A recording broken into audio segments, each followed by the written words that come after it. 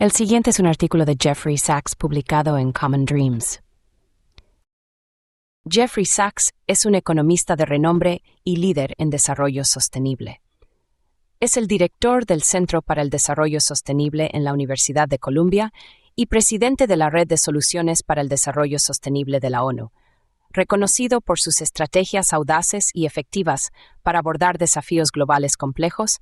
Sachs ha escrito numerosos libros influyentes y ha servido como asesor de varios secretarios generales de la ONU. Su trabajo abarca la lucha contra las severas catástrofes, el cambio climático, las crisis financieras y la prevención de salud. Escucha su artículo titulado 10 pasos de la paz perpetua en el siglo XXI.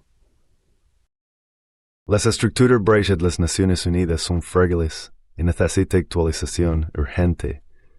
Deberemos considerar esto en la cumbre del futuro de la ONU en septiembre. El próximo año marcará el 230 aniversario del célebre ensayo de Immanuel Kant sobre la paz perpetua, 1795. El gran filósofo alemán propuso un conjunto de principios rectores para lograr la paz perpetua entre las naciones de su época.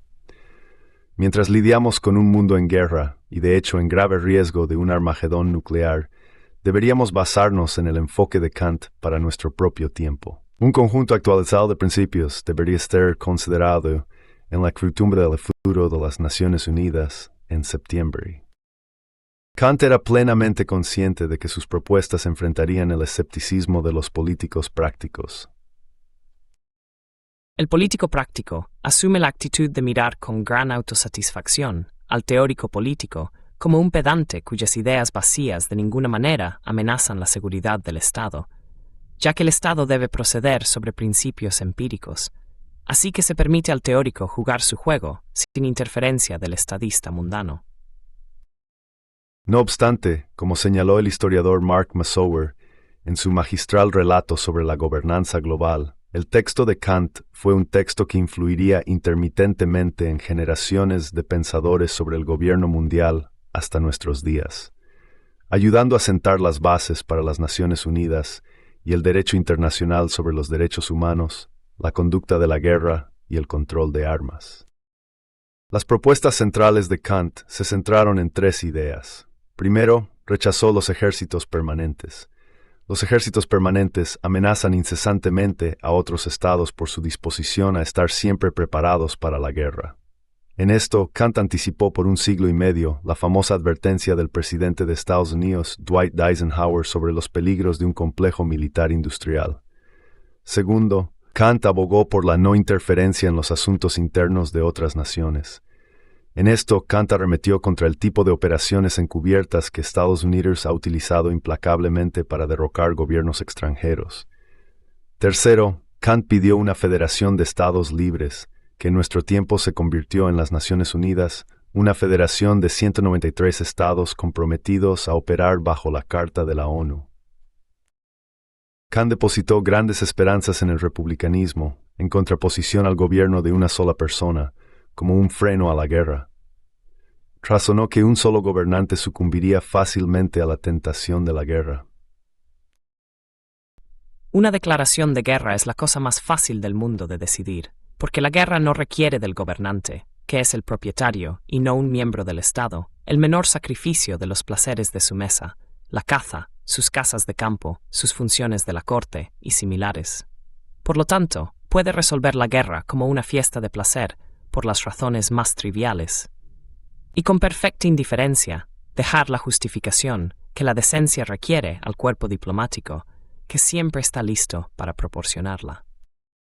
Por el contrario, según Kant, si se requiere el consentimiento de los ciudadanos para decidir que se debe declarar la guerra, y en esta Constitución republicana no puede ser de otra manera, nada es más natural que sean muy cautelosos al comenzar un juego tan pobre, decretando para sí mismos todas las calamidades de la guerra. Kant era demasiado optimista sobre la capacidad de la opinión pública para restringir la guerra. Tanto la República ateniense como la romana eran notoriamente beligerantes. Gran Bretaña fue la principal democracia del siglo XIX, pero quizás su poder más beligerante.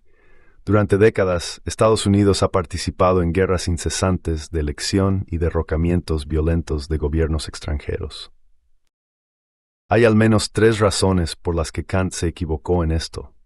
Primero, incluso en las democracias, la decisión de iniciar guerras casi siempre recae en un pequeño grupo de élite, que de hecho está en gran medida aislado de la opinión pública. Segundo, y igualmente importante, la opinión pública es relativamente fácil de manipular a través de la propaganda para generar apoyo público para la guerra.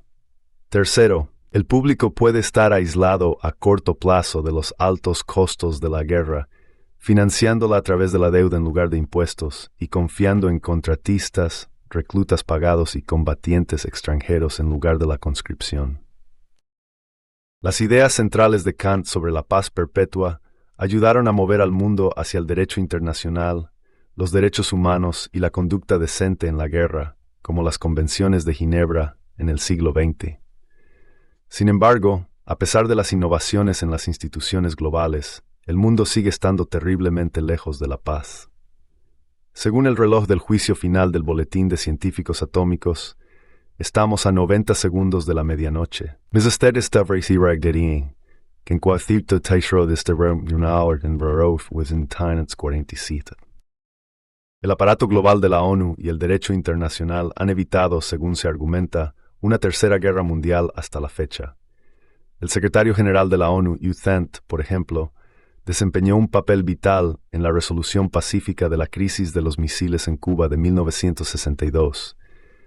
Sin embargo, las estructuras basadas en la ONU son frágiles y necesitan una actualización urgente. Por esa razón, insto a que sale y adoptemos un nuevo conjunto de principios basado en 4 realidades geopolíticas clave de nuestro tiempo. Primero, estamos viviendo con la espada nuclear de Damocles sobre nuestras cabezas. El presidente John F. Kennedy lo expresó elocuentemente hace 60 años en su famoso discurso de paz, cuando declaró: Hablo de paz debido al nuevo rostro de la guerra. La guerra total no tiene sentido en una era donde las grandes potencias pueden mantener fuerzas nucleares grandes y relativamente invulnerables, y se niegan a rendirse sin recurrir a esas fuerzas. No tiene sentido en una era donde una sola arma nuclear contiene casi 10 veces la fuerza explosiva entregada por todas las fuerzas aéreas aliadas en la Segunda Guerra Mundial. En segundo lugar, hemos llegado a una verdadera multipolaridad. Por primera vez desde el siglo XIX, Asia ha superado a Occidente en producción económica. Hemos dejado atrás la era de la Guerra Fría en la que dominaban Estados Unidos y la Unión Soviética, o el momento unipolar reclamado por Estados tras la desaparición de la Unión Soviética en 1991. Estados Unidos es ahora una de varias superpotencias, incluyendo a Rusia, China e India, con varias potencias regionales también, incluyendo a Irán, Pakistán y Corea del Norte. Estados Unidos y sus aliados no pueden imponer unilateralmente su voluntad en Ucrania, el Medio Oriente o la región del Indo-Pacífico. Debe aprender a cooperar con las otras potencias. En tercer lugar, ahora tenemos un conjunto extenso e históricamente sin precedentes de instituciones internacionales para formular y adoptar objetivos globales, por ejemplo, en relación con el clima, el desarrollo sostenible y el desarme nuclear, adjudicar el derecho internacional y expresar la voluntad de la comunidad global, por ejemplo, en la Asamblea General de la ONU y el Consejo de Seguridad de la ONU. Sí, estas instituciones internacionales aún son débiles cuando las grandes potencias eligen ignorarlas, pero ofrecen herramientas invaluables para construir una verdadera federación de naciones en el sentido de Kant. Cuarto, el destino de la humanidad está más interconectado que nunca. Los bienes públicos globales, desarrollo sostenible, desarme nuclear, protección de la biodiversidad de la Tierra, prevención de guerras, prevención y control de pandemias, son mucho más centrales para nuestro destino compartido que en cualquier otro momento de la historia humana. Nuevamente, podemos recurrir a la sabiduría de Sherif K, que suena tan cierta hoy como entonces. Así que no seamos ciegos a nuestras diferencias, pero también dirijamos nuestra atención a nuestros intereses comunes y a los medios por los cuales esas diferencias pueden resolverse. Y si no podemos terminar ahora con nuestras diferencias, al menos podemos ayudar a hacer del mundo un lugar seguro para la diversidad. porque en el análisis final, nuestro vínculo común más básico es que todos habitamos este pequeño planeta. Todos respiramos el mismo aire. Todos ro the bad thread de nuestros riscos, y todos somos mortales. ¿Qué principios deberíamos adoptar en nuestro tiempo que podrían contribuir a la paz perpetua? Propongo 10 principios para la paz perpetua del siglo XXI, tanto cito a editar y va a ser propia lista. Los primeros 5 de mis principios son los principios de existencia pacífica propuestos por China hace 70 años y posteriormente adoptados por las naciones no alineadas. Estos son: en respeto mutuo de toda la identidad por la integridad territorial de sus naciones. La no agresión mutua y todas las relaciones la no inferencia mutua de todas las naciones en relación de otros, como de dejar dirección, operación, la cambio de naciones unilaterales. Mauer, dalzad ameris rebusleten las entregas y yo recoger tarifas de editor y naciones. Para implementar estos 5 principios fundamentales, recomiendo 5 principios específicos de acción. 6. El ser de bases militares instructs de que exaltat violini lieta tafel grodtunes, namain no team. El fin de las operaciones encubiertas de cambio de régimen y de las medidas económicas coercitivas unilaterales, que son graves violaciones del principio de no interferencia en los asuntos internos de otras naciones. La politóloga Lindsay O'Rourke ha documentado cuidadosamente 64 operaciones encubiertas de cambio de régimen de Estados Unidos durante 1947-1969 y la desestabilización generalizada causada por tales operaciones. Adhesión de todas las potencias nucleares, Estados Unidos, Rusia, China, Reino Unido, Francia, India, Pakistán, Israel y Corea del Norte al artículo 6 del Tratado de No Proliferación Nuclear. Todas las partes deben llevar a cabo negociaciones de buena fe sobre medidas efectivas relacionadas con el cese de la carrera de armamentos nucleares y el desarme nuclear, y sobre un tratado de desarme general y completo bajo un control internacional estricto y efectivo. El compromiso de todos los países de no fortalecer su seguridad a expensas de la seguridad de otros países, según la Carta de la OCDE. Los estados no entrarán en alianzas militares que amenacen a sus vecinos y se comprometen a resolver disputas a través de negociaciones pacíficas y arreglos de seguridad respaldados por el Consejo de Seguridad de las Naciones Unidas. 10. El compromiso de todas las naciones de cooperar en la protección de los bienes comunes globales y en la provisión de bienes públicos globales, incluyendo el cumplimiento del Acuerdo Climático de París, los Objetivos de Desarrollo Sostenible y la reforma de las instituciones de la ONU.